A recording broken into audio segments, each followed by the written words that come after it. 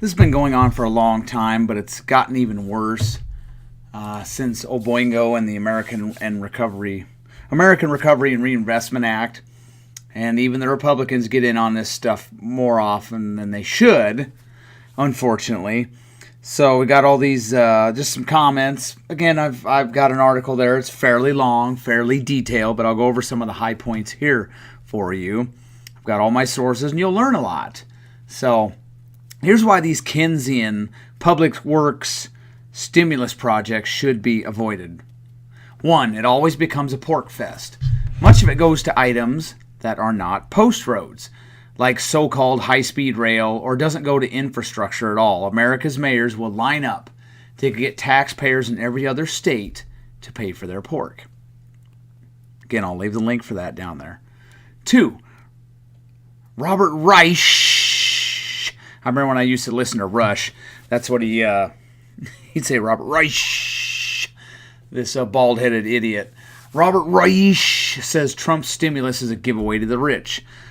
However, the first stimulus bill, the American Recovery and Reinvestment Act, was sold as spending on shovel-ready projects to provide the jobs that would put millions of people back to work. According to recovery.gov, the president's own website, and I made sure all this was archived, which counts for the stimulus funding of the first $787 billion stimulus bill, a full $275 billion has gone unspent as of August 27th, 2010. Remember, this crap became law in February of 2009. And of the $512 billion of stimulus already spent, only $18.5 billion, less than 7%, has been paid out by the Department of Transportation on these shovel-ready jobs. Let me repeat that. Less than 7% has gone for the promised transportation infrastructure. So if it really is for infrastructure, and this investment in infrastructure is something you hear repeated constantly, if that's what it's for, then the Department of Transportation should be getting the funding. Further illustrating my point, as of September 2011, a paltry, this is more than 2.5 years after the ARRA was signed into law, as of September 2011, a paltry $31.6 billion was paid out by the Department of Transportation for this infrastructure / public works / rebuild them their bridges and roads bill. That's a bill that had allocated over $720 billion by October 2011. So it became a pork fest.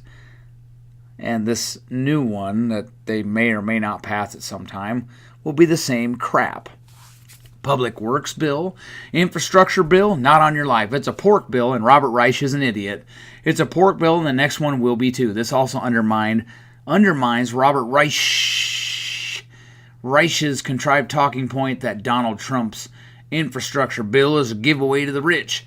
Not that it isn't, and it will be a big turd like all of those Keynesian attempts at stimulus. Not that it isn't, but the ARRA had allocated over $298 billion in tax benefits. So there's the giveaway. Oh, it's a giveaway to the rich, but Robert Reich, he was all in favor of the ARRA, but it did the same crap. So, it just doesn't create any wealth, just moves it around. And Robert Reich, I remember he was already wanting another stimulus bill. Heck, the ink was hardly dry on the previous one. Oh, we need another one. Okay, maybe we need another war, Robert. Next time you get mad at the neocons, they'll say, oh, we need another war. That'll fix the problem. You're just as dumb as they are. Robert Reich is a complete hypocrite. He likes pork-laden stimulus bills when a Democrat Congress passes them and a Democrat POTUS signs them. Change the names of Republicans, and suddenly the old fella blows a fuse over it. Either that, or he's dumber than a sack of hammers. I'll let you decide for yourself. Number 3, the private sector spends much, much more on infrastructure such as cell towers, fiber optic networks, broadband investment, etc., than the government. A lot more. Number 4, them bridges are collapsing. I've been over this before in other videos, as have countless other folks. The percentage of America's bridges that are structurally deficient has declined markedly since 1990, even as the gas tax, federal fuel excise tax, I should say, has been static for almost a quarter century. Just because a bridge is structurally deficient doesn't mean it's going to fall down tomorrow.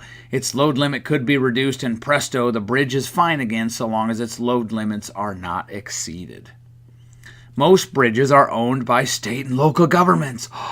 Why aren't they doing something about it? I remember reading Texas had a small percentage of bridges that were structurally deficient, and Rhode Island had a very high percentage, as Massachusetts. Sounds like Rhode Island and Massachusetts legislators maybe need to go talk to Texas's legislators. So, just found that interesting. Number 5, the government regularly lowballs the cost of public works projects. See my small government stupidity videos for dozens upon dozens of examples of that. Government regularly lowballs the cost of public works projects, and when it's too late, they say, well, I guess we were wrong, we'll do better next time. This is the case far more often than not. So when a government tool says this will only cost $3 billion, grab your wallet and hold on, because it's probably going to be $4 billion or more. Number 6, and lastly, these stimulus projects, at best, investment in infrastructure projects, at best, only create a temporary bump in economic growth, nothing long term. If they did, then why is the labor force participation rate for men 25 to 34, men 25 to 54 since the 1960s, using that as the baseline, and women since the early aughts, been declining? These stimulus/Keynesian/ investment in infrastructure ploys don't create wealth, they merely move it around and take it from entrepreneurs.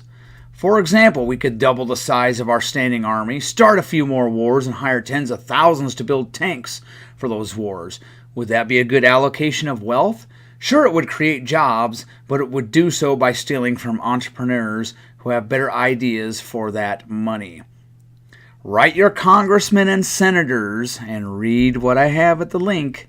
You'll have plenty of ammo. We need to avoid all these infrastructure investment ploys, as it will only bury your children further in debt. Thanks for watching, and vote liberty, vote libertarian.